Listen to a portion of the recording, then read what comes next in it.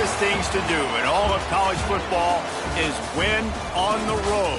When you're a ranked team going into a hostile environment, these fans are ready to knock them off course. Welcome to Nashville, Tennessee, First Bank Stadium, home to the Commodores of Vanderbilt.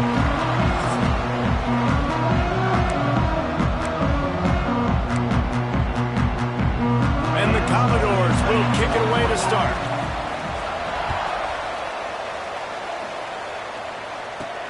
And he takes this from inside the 5. Able to find enough room to get it out across the 25. He's brought down at the 26. The Crimson Tide offense takes the field to start things off. Last time we saw these guys, it was a rather forgettable experience for this quarterback. He turned the football over, he got sacked.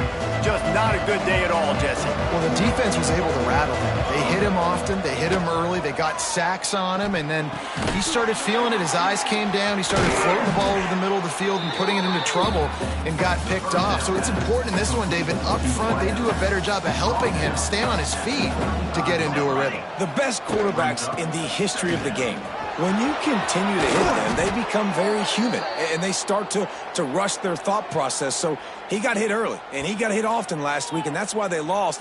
Position 1, objective number 1 today. Protect him, keep him upright, let him get some confidence. To throw, it's Burden. Fakes the grab. And the defense had that one well covered, just a short gain there. They're dealing with a 2nd and long. From the gun, they'll try to impose their running game. He works his way inside the 30 down to the 29 and picks up a first down. You can go way back in the history books to the wishbone attack all the way back to the first Rose Bowl team. Alabama built its identity on a strong running game. Builds it on dudes that tote the rock and do it with nastiness, with some physicality. Not one guy's going to bring them down, and you see it year after year with these guys, and there's always somebody that's going to be a physical challenge to try to get on the ground. Makes the catch. They'll spot the ball at the 12 after that completion. The Crimson Tide comes to the line with the 1st and 10. Rides the back on the option, the give. And there was nowhere to go, just stopped in his tracks in the backfield. It'll be 2nd down, and remember, they can pick up a first without scoring. To the air on 2nd down. He's got it in the end zone! Touchdown, Bama! Getting ready for the extra point after the first score of the game. And the extra point makes it 7-0. One of the areas they really focused on with this receiver in the offseason was, we need you to make more plays for us in the end zone. When we're taking shots, we need you to be able to step up and make tough catches. And David, what a grab right there.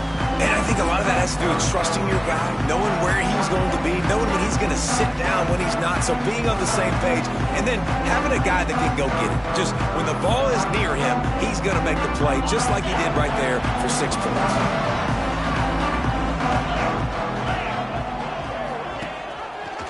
Quarterback on the keeper. And the defense holds firm. No pickup at all on that play. The Commodores want to pick up the tempo. Phenomenal job by the defense that time, shutting down the option play. They knew they were going to see this in this game, and all week long in practice, they really focused on this assignment football, making sure the dive, the quarterback, the pitch, all taken away. Nowhere to go with the football that time. Offensively, the defense coming up with a huge negative play.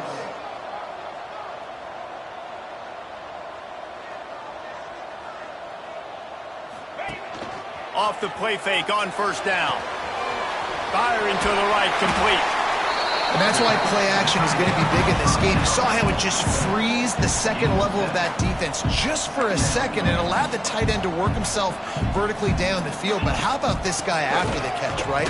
So hard to bring down. What a weapon. And you want to talk about gang tackling. Everybody on the defense run to the ball. On 3rd and short, they'll go to the power running game. Stopped in the backfield, and this defense has forced him into 4th down. You know when you're playing against a defense of this caliber, you're going to have some sort of balance, right? You can't just drop back and throw it every single play. Nothing going on that last run. They're going to have to find another way to get it going and handing the ball off.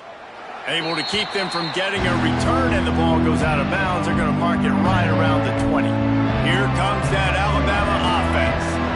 Already a solid start to this one. Now back to work with this 7-0 lead. Caught over the middle. It's Rich. They finally get him on the ground, but he's got an explosive play for the first down. High-flying pass catchers and the Crimson Tide. That combination wasn't right at the top of your mind, say, 30 years ago. No, it used to be run, run, more run, and you've seen over the years they've opened it up, the playbook, and they've brought in dudes. They've had some guys that can fly. They've had receivers winning Heisman trophies, like so many game breakers on the outside that make big plays in this offense. And the incomplete pass taking a shot on second down, and they'll be left with a third down. Trying to pick up a first down. Motion from the wide receiver.